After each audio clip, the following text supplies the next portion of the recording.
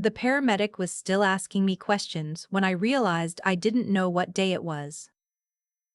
That's the thing nobody tells you about getting hit by another car. You don't think about the impact, or the sound, or even whether you're hurt. You think, what day is it? You think, did I turn off the stove this morning?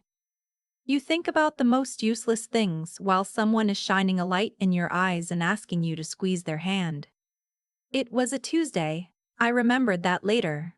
A Tuesday in February, which in Edmonton means it was dark by 4:30, and the roads had that thin glaze of black ice that doesn't look like anything until you're already sideways. I was 31 years old. I worked in payroll administration at a mid-sized logistics company downtown.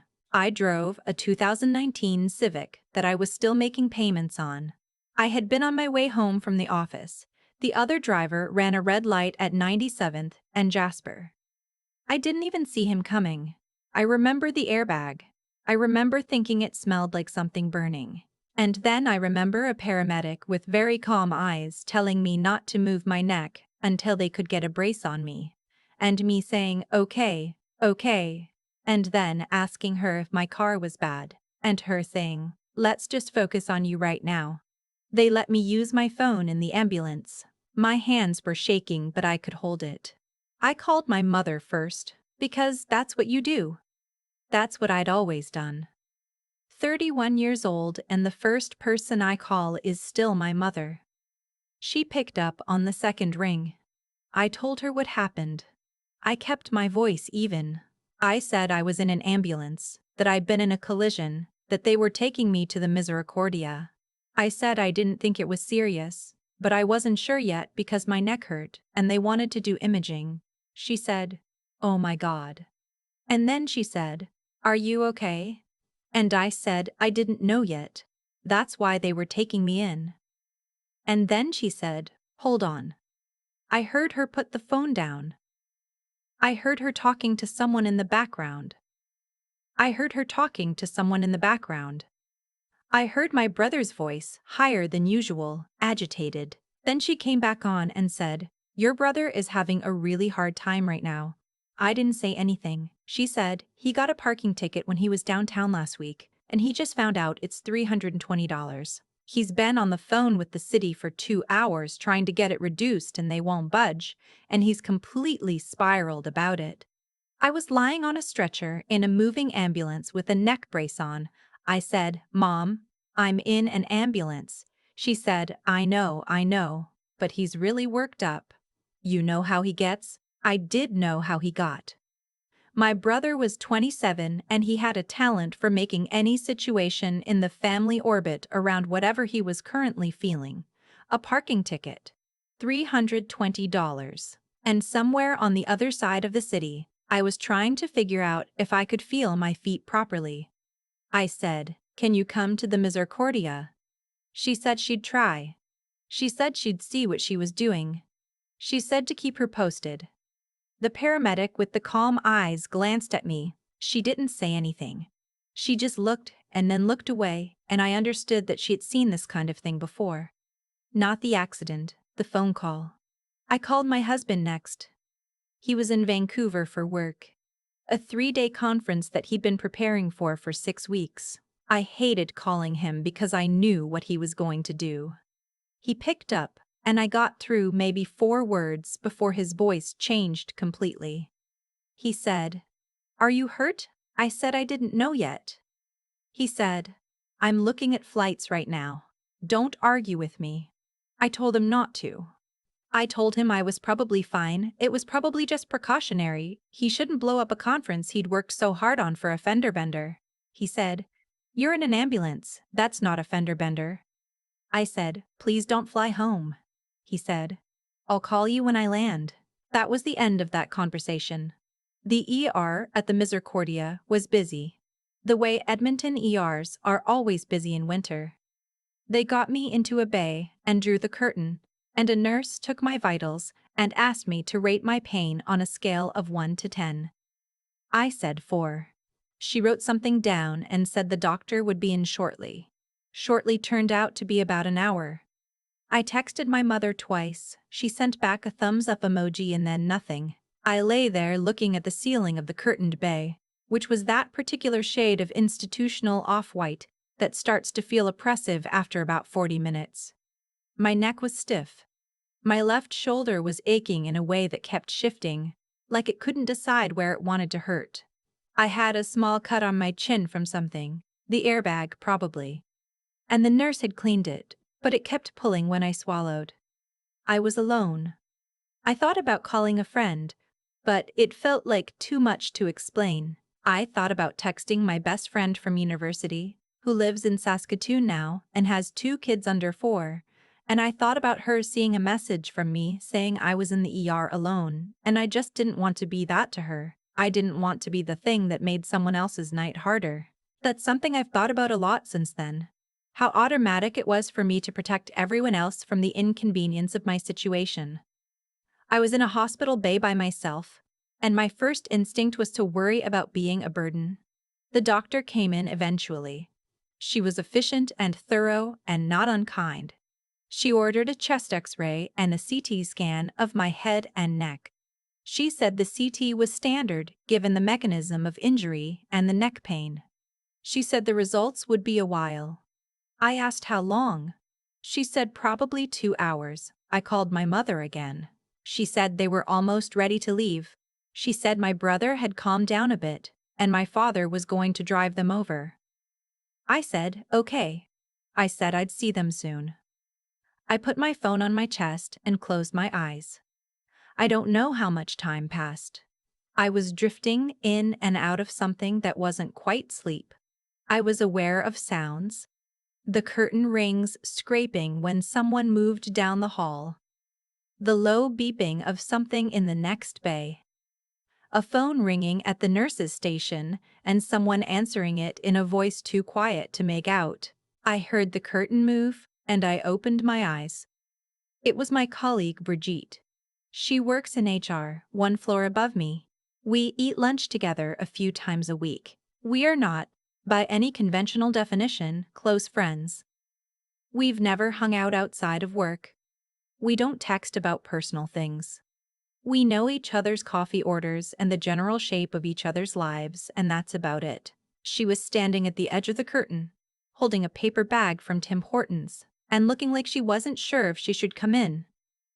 I said, "How did you know I was here?" She said she'd been listening when the police called the office looking for my emergency contact information, and she'd heard them mention the Misericordia, and she just wanted to make sure someone was there. I didn't say anything. I couldn't, for a second. She came and sat in the chair beside the bed and put the Tim's bag on the tray table, and she said, "I got you a tea and a soup because I didn't know what you'd want, but also I didn't know if they'd let you eat, so don't open it until you ask someone." I laughed. It hurt my shoulder, but I laughed anyway. We sat together for about 20 minutes. She didn't ask a lot of questions. She just sat there, scrolling her phone occasionally, saying something small every now and then. It was the most comfortable I'd felt since the ambulance. Then I heard voices in the hallway. I recognized my father's voice before I saw him. He pulled back the curtain and walked in and stopped. He looked at Brigitte. He looked at me. He looked at Brigitte. He looked at me. He looked at Brigitte again. And then he started. I don't want to repeat exactly what he said because some of it is still embarrassing to think about. The short version is that he wanted to know who she was, why she was there, why a stranger was sitting with me. He said it in the way he says things when he's trying to be intimidating. Not quite yelling, but loud enough that I could hear someone in the next bay go quiet. Brigitte stood up immediately. She said she was a colleague. She just wanted to make sure someone was here. Her voice was perfectly even. My father said that family was here now, and she didn't need to stay. I said, "Dad." My mother was behind him. She came around him and hugged me, which was brief and a little stiff, and she looked at Brigitte and said, "Thank you, you can go now." Almost like Brigitte was a staff member she was dismissing. Brigitte caught my eye. I mouthed, "Sorry." She shook her head like, "Don't worry about it. and slipped out past my father and was gone. My father was still going. He said I should have called them sooner. He said I shouldn't have random coworkers showing up at the hospital.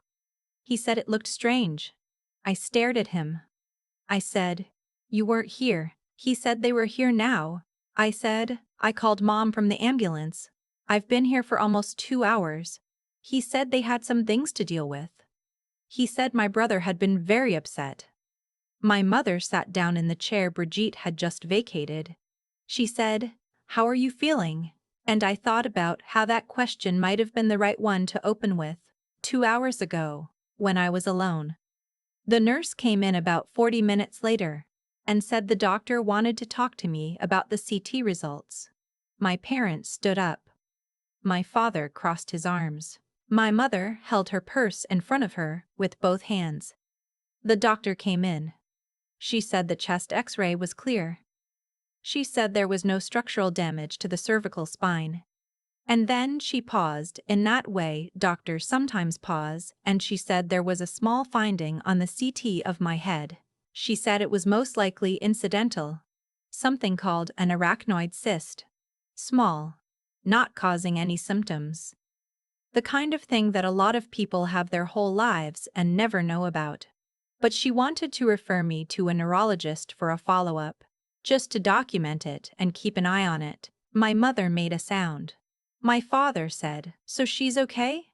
The doctor said she was okay for tonight, and that the follow-up was precautionary, and that these findings were common and usually completely benign.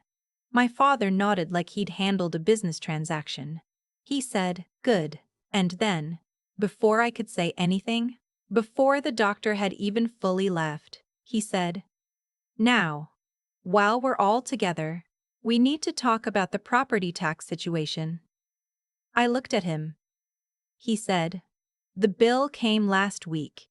You know we've been struggling since your mother's hours got cut. It's due in 60 days, and we're short about $4,000. We were thinking, given your situation." He gestured vaguely at the hospital room when he said, "Your situation." My mother said, "We don't want to put pressure on you. We just thought, while we're here." I said, "While I'm in the hospital." My mother said, "We're not asking for all of it. Even half would help." I had a neck brace on. I had a referral to a neurologist in my hand. My car was at an impound lot that was going to start charging me storage fees the next morning. I had not eaten since noon. And my parents were sitting across from me asking about a property tax shortfall. I didn't say yes. I didn't say no. I said I needed to rest and we could talk later. My father said, "We just need to know if we can count on you." I said, "Not tonight." He looked at me for a moment. Then he straightened up and said they should probably get going. It was a long drive back. My mother hugged me again, the same brief, stiff hug, and said to keep them posted on the neurologist appointment. And then they left. I lay there, in the bed, with the paper Tim Hortons bag on my tray table. And I thought about the word situation. I thought about my father using it to describe the hospital room, like it was a circumstance I created by being inconvenient. My husband landed at Edmonton International at 11:47. I know the exact time because I was watching the arrivals board on the WestJet app like it was the only thing keeping me grounded. He walked through the ER doors at 12:32, and he was still wearing his conference lanyard. And he looked like he hadn't slept, and he came straight to my bay and sat on the edge of the bed and put his hand very carefully on the side of my face and said, "Hey." I said, "I told you not to come." He said, "Yeah." I said, "You missed the keynote." He said, "I know." I said, "It was the whole reason you went." He said, "I know." And he didn't say anything else because he didn't need to. The WestJet ticket had cost him $840 last minute, which is the kind of price you pay when you book a flight at 9 at night to leave at 10:30. He didn't mention it once. Not then, and not after. I only know the number because I saw the notification on our shared account 3 days later. He drove me home at 2 in the morning. He sat with me while I took the pain medication they'd sent me home with, He set an alarm to check on me every 3 hours because of the head CT, even though the doctor had said it was fine, even though I told him to just sleep. He didn't mention the conference again. He didn't mention the $840. He went back to Edmonton 3 weeks later and took a meeting with the Vancouver contacts over video call and made it work. That's who showed up. In the weeks after the accident, I was off work for 8 days with a soft tissue injury to my shoulder and the general wreckage of having been in a collision. My insurance handled the car. It was a write-off, which was its own separate nightmare, and I ended up in a rental while we sorted out what came next. I had the neurologist appointment. I had a follow-up with my GP. I had physiotherapy twice a week in a clinic on 104th that smelled like liniment and was always running 20 minutes behind. My parents called 3 times in those 8 days. Once to ask about the neurologist appointment, once to ask if I'd talked to my employer about short-term disability, once to follow up on the property tax. On that third call, my mother said they'd looked into it more, and the amount was actually closer to $4,800, and they were wondering if I could do $3,000 and they'd cover the rest somehow. She said it in the same voice she uses when she's asking me to pick something up from the grocery store on my way over. Just a thing she needed. Just a task to offload. I said, "Mom, I just wrote off a car and I'm in physiotherapy." She said, we know, but you've always been the responsible one. You know your brother isn't in a position to help." My brother, who had a full-time job and no dependents and lived in a rent-geared-to-income unit that my parents had helped him qualify for 2 years earlier. My brother, who had apparently recovered completely from the emotional devastation of the $320 parking ticket. I said, "I can't do $3,000 right now." She said, "What can you do?" I sat with that question for a long time after I hung up. What can you do? Like there was an obligation to do something. Like my participation was already agreed upon and the only negotiation was the amount.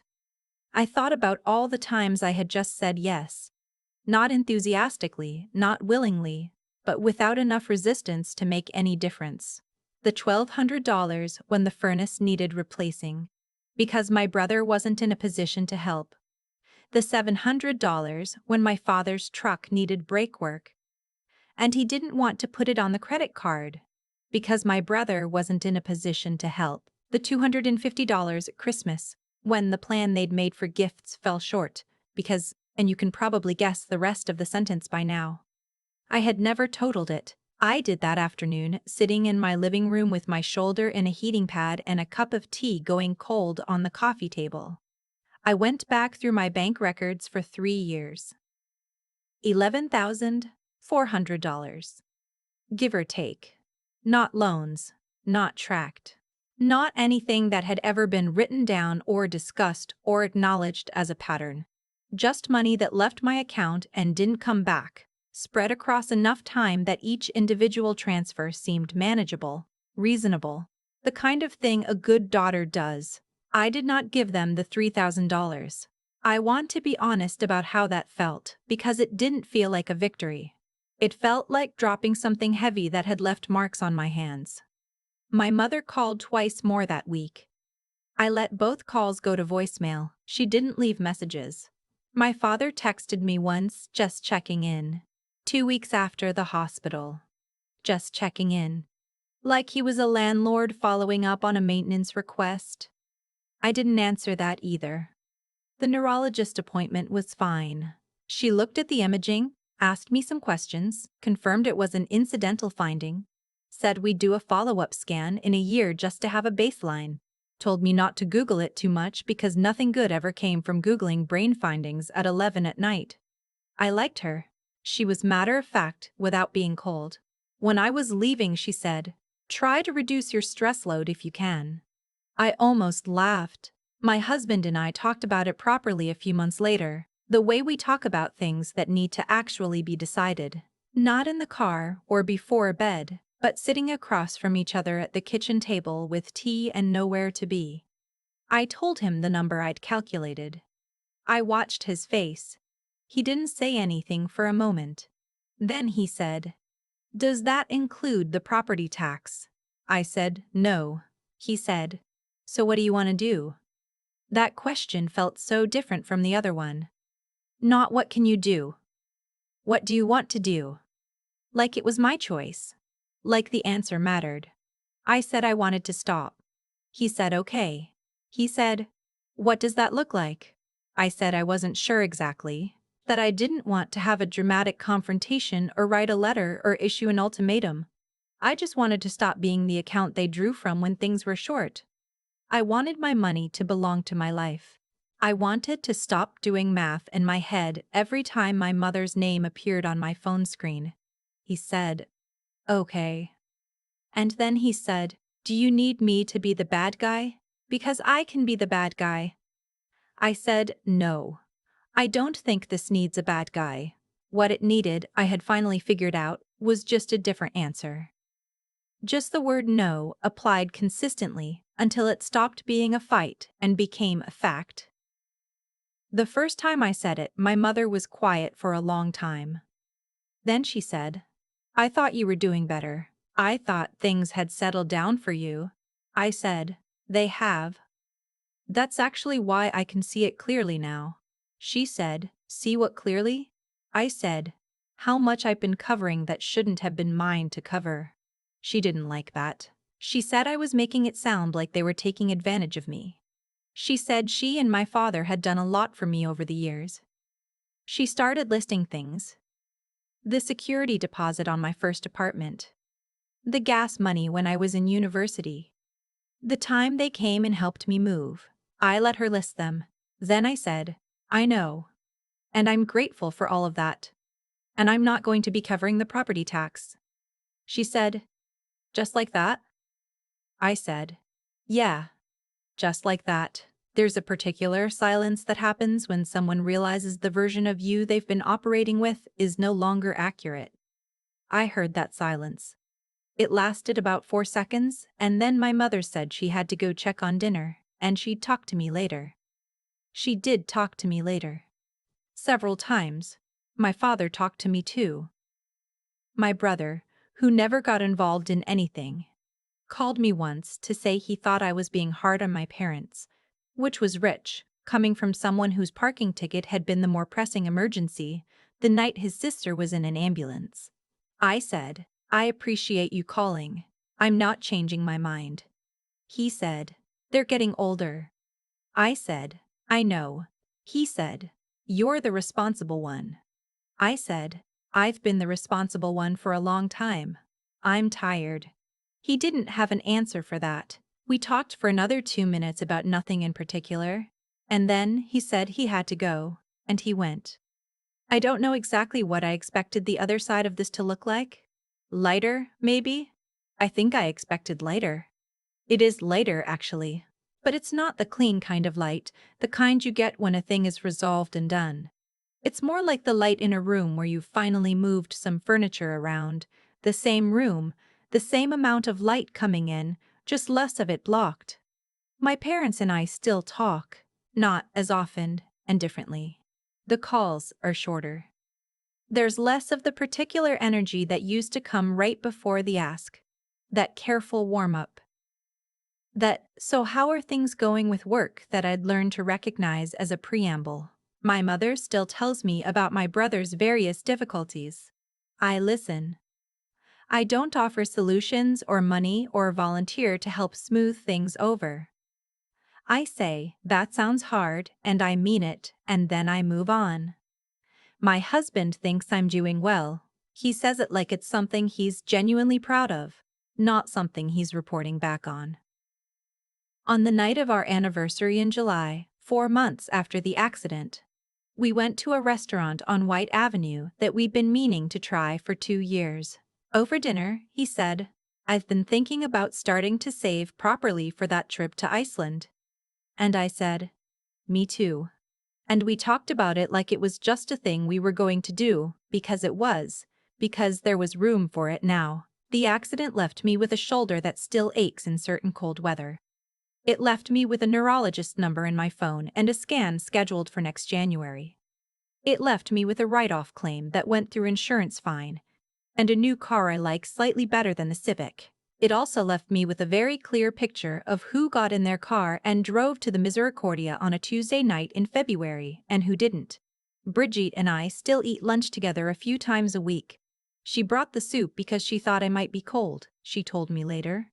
She said she'd been in a hospital alone once, a few years before, and all she'd wanted was something warm, and she'd thought about that on the drive over. I bought her lunch for a month after that. She said it was too much. I said it wasn't close to enough. Some things are worth more than the amount. Some things are just what shows up and what doesn't. The property tax, as far as I know, got paid. I don't know how. I stopped asking those questions around the same time I stopped answering those calls, and things have a way of working themselves out when the person who used to absorb the problem isn't available anymore. My father texted me in March. He said, "Hope your shoulder is feeling better." I said, "It's getting there. Thanks." He said, "Good." That was the whole conversation. I saved it though. I don't know why. Maybe because it was the first time in a long time that he asked about my shoulder and didn't follow it with anything else. Maybe because I wanted to remember that it was possible. That a conversation with my father could just be a conversation, small and complete, without a request folded inside it. Maybe because it felt like the beginning of something different. Not fixed. Not the family I used to imagine we were. Just different and true, and mine to decide what to do with. That's enough, I think. For now, that's enough. I've thought a lot about what that Tuesday in February actually cost me. Not the car. The insurance handled that eventually. Not the physio, not the parking at the Misericordia. Not the $840 my husband spent on a last-minute WestJet ticket he never once complained about. I mean the other cost, the one that doesn't show up in any account. For a long time I kept thinking I had done something wrong, that if I had asked differently, or at a better moment, or with less of the flatness that creeps into your voice when you've been lying on a hospital gurney for 2 hours, maybe my parents would have come sooner. Maybe my father wouldn't have walked in the way he did. Maybe the whole night would have gone differently. I spend a lot of energy on that version of events, the one where I was the variable. And if I'd just adjusted something, the outcome would have changed. But here's what I actually think now. 2 seasons on the other side of it, people show you what they're willing to do. Not once. Dramatically. In a way that's easy to see. They show you in accumulation. In the small choices that add up over years, until one night, in a curtained bay in an Edmonton ER, the total is suddenly visible all at once, and you can't pretend you haven't been doing the math. Brigitte drove to the hospital because she heard a phone call and thought someone should be there. She didn't owe me anything. She wasn't trying to fix a relationship or earn anything back. She just thought, someone is alone, and I can change that. That's it. That's the whole reason. And that kind of thing. That plain, uncomplicated decency doesn't happen by accident. It's the result of 100 smaller choices she's made about who she wants to be, practiced quietly, without an audience. I think about that when I think about what I'm trying to build in my own life now. Not a dramatic reinvention, not a clean break from everything that came before. Just a slow, consistent practice of being someone whose actions match what I say I believe. Someone who shows up. Someone who shows up. Someone whose word about what they will and won't do actually means something, including to themselves. The hardest part of saying no to my parents wasn't the conversation. It was realizing that I had said yes for so long, not because I believed it was right, but because I was afraid of what would happen if I didn't. That's not generosity. That's just fear. With better packaging. And living from that place. Making decisions from that place. Costs you something quietly, over time, in ways you don't fully notice until you add it all up on a Tuesday afternoon, with a heating pad on your shoulder, and $11,000 of bank records open on your laptop. What I've learned, and I mean actually learned, not just understood in theory, is that the people who treat you well don't require you to shrink yourself to do it. My husband didn't ask me to be less than what I was. Brigitte didn't need me to perform gratitude to justify her being there. The relationships in my life that feel solid are the ones where I don't have to calculate anything before I speak. That's what I'm working toward. Not perfection, not some resolved version of my family story, where everyone grows and apologizes and we all have a better Christmas. Just a life where I make choices from something honest, and I let the people around me do the same. Where the word no is just a word and yes actually means yes. That's worth more than $11,000. It's worth more than the accident and everything the accident revealed. That's enough to keep going on.